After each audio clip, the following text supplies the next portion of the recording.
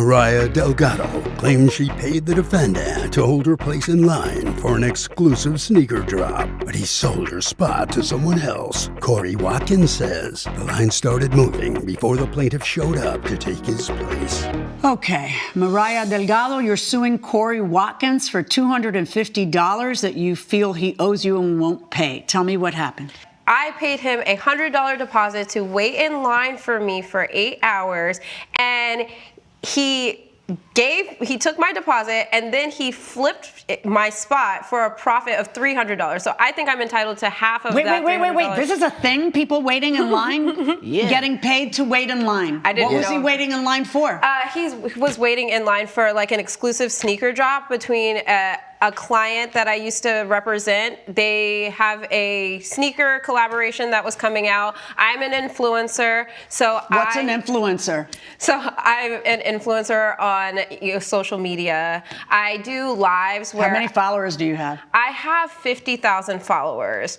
So I asked my followers if they wanted me to review this sneaker and that I would do a giveaway for this sneaker if they wanted me to do it. I had 5 million views on that video and in that live. So I was really excited about doing the giveaway, but I had to wait from like 10 p.m. to 7 a.m., which is way too long for me to be waiting. Not when you could find. I didn't know this was a thing. Yeah, all right, so that's not why when I you paid could find Corey. somebody to do it for you for how much? How much was the agreement between the two of you?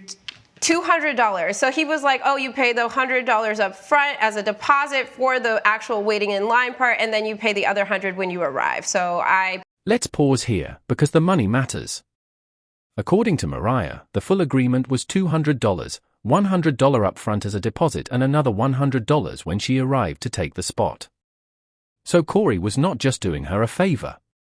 He was providing a paid service, waiting overnight in line so she wouldn't have to. That means the court is looking at this like a business arrangement, not just a casual misunderstanding. But deposits are tricky. A deposit does not automatically mean refundable. Whether Mariah gets that $100 back depends on who failed to perform under the agreement.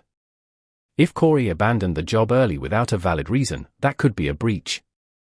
But if Mariah failed to arrive at the time required for the handoff, then Corey may have performed enough to keep the deposit. This is why timing becomes the entire battlefield in this case. One missed window can change everything. paid him $100. So wait, I have so many questions. All right, so have you used him before? No, actually, I met him through a friend of mine who's also an influencer. She had paid him to wait in line for an exclusive Have you been in this line of work long? This line waiting line of work? Yeah, we're established. It's legitimate. Our business is No, called... it's totally legitimate. Is there money in it? That's like, debatable. Yeah. It's a lot of money in it. You know, we do the jobs that people aren't willing to do.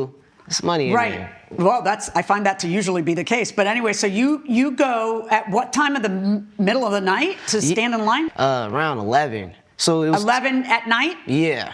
To wait for a drop that was happening the next day? Yeah. What time was she supposed to show up? She was supposed to be there at 6:30 a.m. That's when we were supposed to switch spots.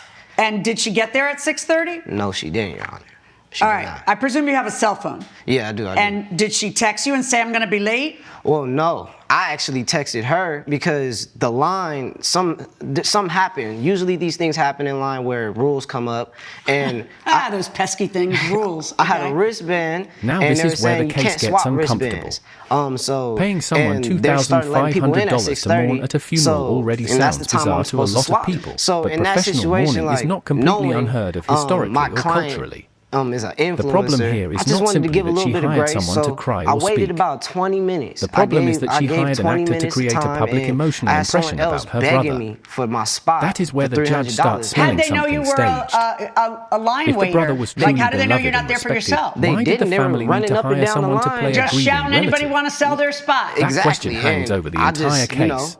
I've been Viewers, abandoned be multiple honest, times in line before. is this just a paid performance Where at a all of a service, sudden then or is it you're emotional out manipulation dressed $100 up on as your fee tribute? because they don't pay you. Exactly. So she's supposed to be there at 6:30, and what time did she get there? 6:55, around 7, closer to 7. I'm gonna be honest. And Okay. Is it accurate that you weren't there at 6:30? Well, we said around 6:30, and the doors didn't open until 7. I'm not really in the sneaker community, so I don't really know how all of that stuff works. I just thought that the doors open at 7, so I thought as long as I was there before 7, that was fine. But what time did you tell him you'd be there? Around 6:30. Okay. Did she say around 6:30 or at 6:30? She said I agreed at 6:30. I have evidence, Your Honor. If you look at Exhibit B, our text thread, it clearly shows that that's the time that we agreed on. So I see that on July 5th, there's text between you. Okay, I'm going to get in line tonight at 10 for the 7 a.m. tomorrow drop. I'll keep you posted. Perfect. Thank you. They just let us know the line is going to begin moving at 6:30 a.m. So you need to be here then so we can swap places. That's at 5 a.m. And she answers, great, I'll be there. So what happened? And there it is, the makeup artist explanation.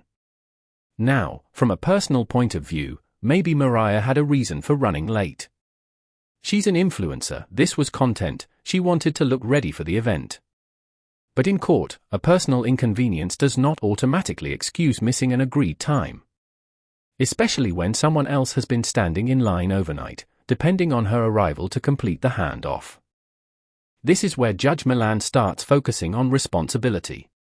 Mariah knew the drop was time-sensitive. She knew Corey texted her at 5 a.m. saying the line would begin moving at 6:30. She responded, great. I'll be there. That response is powerful evidence because it shows she accepted the new urgency.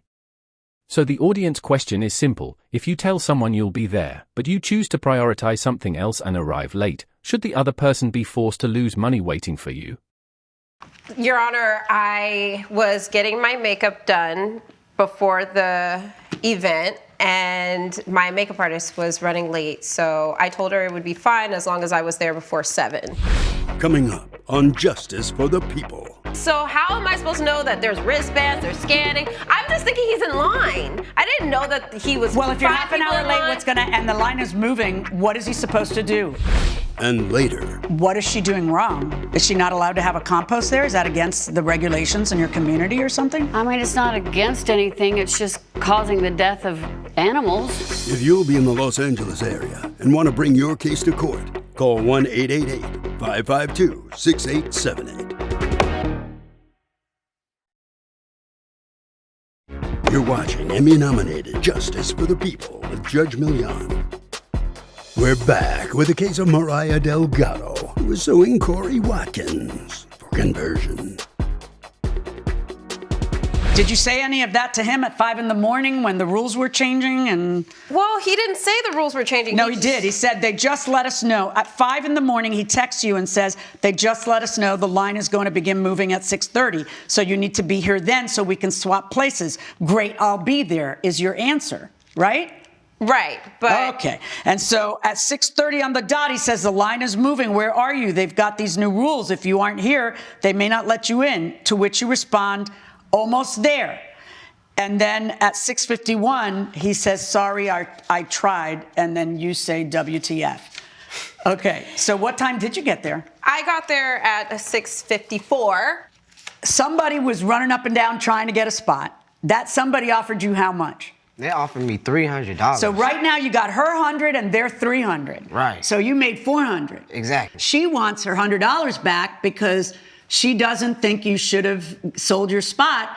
And then on top of that, she wants half of your bounty on the selling of the spot. And that to me just doesn't make any sense because I waited. I spent the time out there in the cold with the crazy people, agitation, people asking me questions. You still turned a profit. Hold on. This Go moment ahead. changes the Me tone of the standing in entire that case. line, I already put the time Mercer in. says he was Right, not so hired that just to time mourn. and He if she had believes done he was everything hired to right, clean you up should the be image getting of a dead man. $200. Exactly. That is a huge So- accusation. But instead of that, you got If $400. true, it means the I funeral tried. I gave performance some was grace. not about I honoring did. someone I did. naturally. I gave grace. It was about He did controlling give the grace. narrative. He gave you 20-minute But the court window, still and needs you still evidence, weren't there. not just suspicion. And you're saying things like, I'm Mercer almost there. cannot simply I'm almost there. say, Instead I of, felt listen, I'm not something going to get was there off till 7. and expect But that to listen, erase the contract. in Exhibit A, At the you same can time, see, Your Miss Honor, Gable is that the struggling to deposit explain is for why a this spot professional hold, mourner not a was spot necessary in the sold. first place. Yes, I've got it. The judge is pushing Okay? both sides However, into a corner. Was this a legitimate I eulogy can also see, arrangement, based on or your was text, this a that cover you're supposed to story be with a there at paycheck 6:30, attached? and you know it.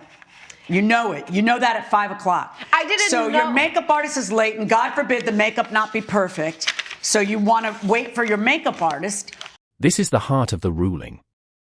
Judge Milan explains that Mariah can only get money back if Corey breached the contract. That means the judge is not deciding this based on sympathy, sneaker culture, or who sounds more frustrated. She is looking at the basic contract question: who failed to do what they promised?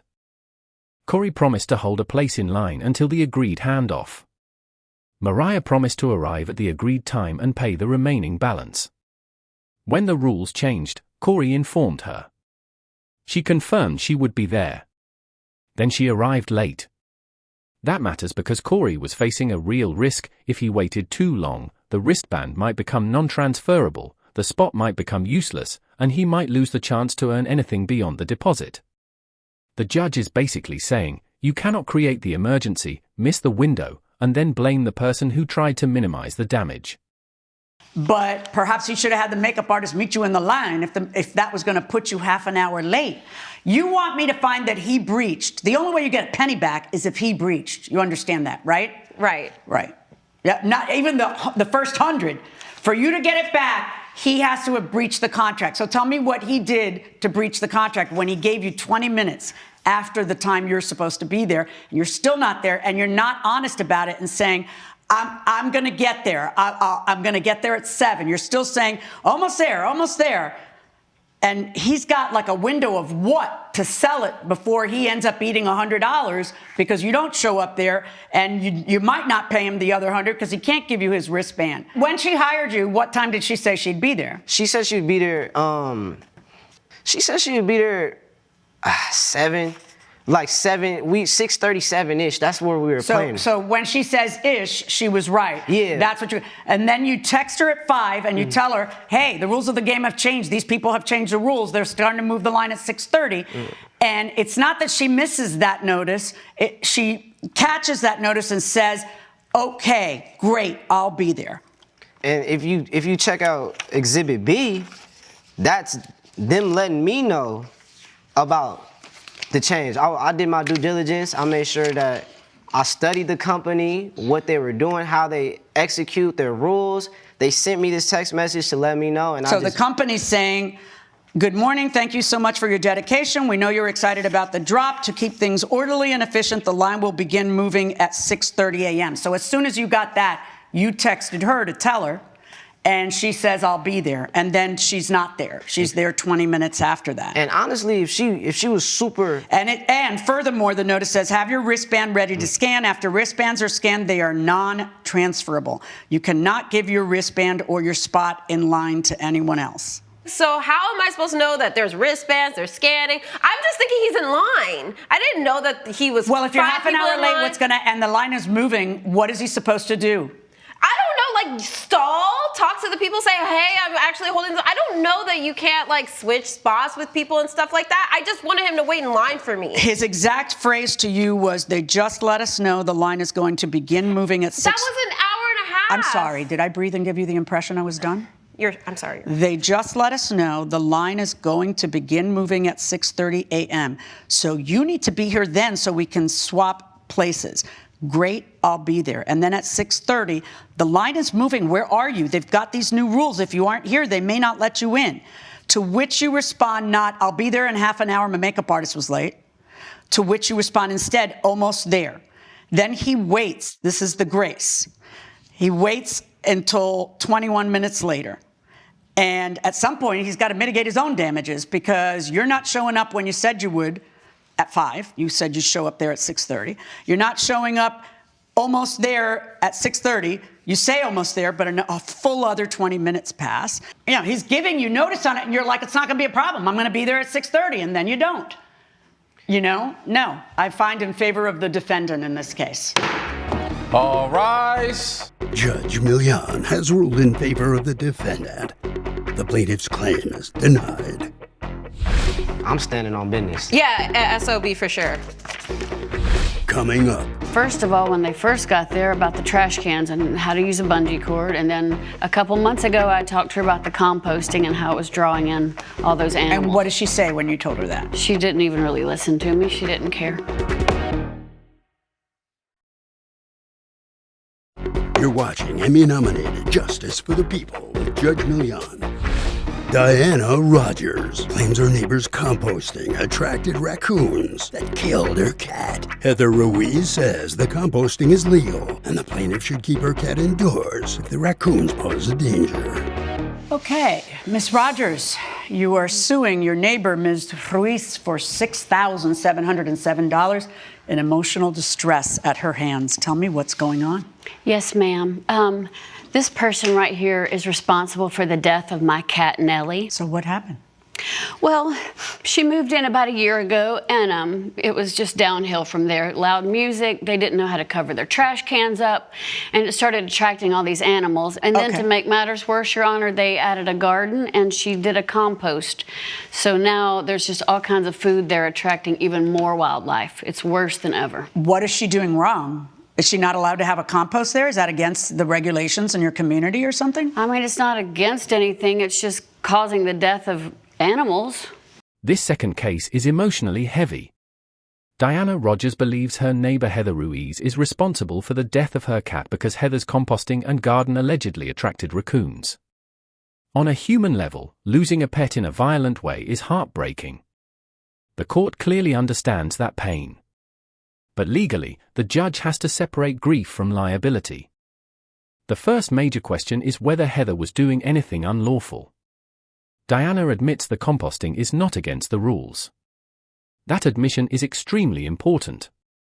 If Heather had been violating a city ordinance, ignoring official warnings, or deliberately feeding wildlife, Diana's case might be stronger. But if Heather is simply gardening and composting on her own property, and those actions are allowed, then the legal path to holding her financially responsible becomes much harder. This is where emotion and law begin to pull in opposite directions. Tell me what happened with your cat. So my cat used to be able to go out for 20 or 30 minutes at a time when I'd get home from work and come right back. And this particular night, I had stepped out about 8 o'clock to pick up a package, and the cat snuck out, and like usual, I thought, well, she'll just need 20 or 30 minutes. And I called her, nothing, and then I fell off, took a nap, and I woke up to screaming and yowling, the worst sound I have ever heard. And it was my cat, Nellie, out in the yard. She had been attacked by raccoons. Had you ever called the city to discuss the situation? No, I didn't call the city. I thought if I had conversations with my neighbor, she'd do the right thing. So what kind of conversations did you have with her? You can't garden? You can't compost? What did you say to her? I asked her, first of all, when they first got there, about the trash cans and how to use a bungee cord. And then a couple months ago, I talked to her about the composting and how it was drawing in all those animals. And what did she say when you told her that? She didn't even really listen to me. She didn't care. Coming up, She claims that your composting in your garden is attracting more raccoons. There's no crime in doing a garden. you're watching Emmy-nominated Justice for the People with Judge Milian. We're back with the case of Diana Rogers, who blames Heather Ruiz for the death of her cat. Ms. Ruiz, let me hear from you. Since the start, since I moved to that neighborhood, she's been on me the whole time. No neighbors have ever complained to me except her. But when she told us about the one or twice that I forgot to close the trash cans, she was passive aggressive when she was trying to tell me. She wasn't communicating. Well, did you know that you have to do that in this particular area, or was that new to you? I'm just curious. That was new to me. Okay. We live literally, there's a lot of, in the foothills, we live a lot with trees and everything. So even since like the year that I moved in, I've always seen raccoons. Raccoons, a lot of wildlife going around our houses. She claims that your composting in your garden is attracting more raccoons. There's no crime in doing a garden. It's Okay. something that I've been excited to do my whole life, and I wanted to learn how to do it, and I'm gonna keep doing it because it's something for me personally. Yeah. I'm just on my own. I think she's referring to the composting, which there is also no crime composting. So This is the difficult moment in the second case. Judge Milan asks Diana why she continued letting the cat go outside if she believed the neighborhood had become more dangerous because of raccoons. That question may sound harsh, but legally it goes to responsibility and foreseeability. If a person knows there is a risk, the court may expect that person to take reasonable steps to protect their own property or pet. Diana's answer is emotional. She wanted her cat to have the same life she always had. And a lot of pet owners will understand that. But the law does not always protect the life we wish could continue. If wildlife is present, and the owner knowingly lets a pet outside, it becomes difficult to place full blame on a neighbor who is legally using her own yard. This is one of those courtroom moments where the emotional truth and the legal outcome may not feel the same. somebody's deliberately feeding the wildlife, like feeding wildlife, that's a violation, and you get the fish and wildlife people involved in California and in most states. But that's not what was happening. What was happening is, according to you, an increase in the presence of raccoons based on her gardening and composting. But gardening and composting are allowed. So no, I'm not going to find her liable. I'm sorry for your loss, but she's not going to be, it's not her fault, and I'm not going to order her to pay you for it. That's my verdict. All rise. So today's courtroom breakdown gave us two very different cases with one common theme: responsibility. In the sneaker drop case, Mariah paid Corey to hold her place in line, but the evidence showed she was told to arrive at 6:30, confirmed she would be there, and still arrived late. Corey gave her extra time, then sold the spot to protect himself from losing money. Judge Milan found no breach and ruled for the defendant. In the neighbor dispute, Diana suffered the heartbreaking loss of her cat, but Heather's gardening and composting were lawful. Since there was no proof of illegal conduct, deliberate wildlife feeding, or direct legal fault, Judge Milan again ruled for the defendant. The bigger lesson? Courts can recognize frustration, loss, and unfair feelings, but rulings come down to evidence, legal duty, and responsibility. If you found this case as shocking as we did, make sure to hit that like button, share your thoughts in the comments, and don't forget to subscribe for more jaw-dropping courtroom breakdowns.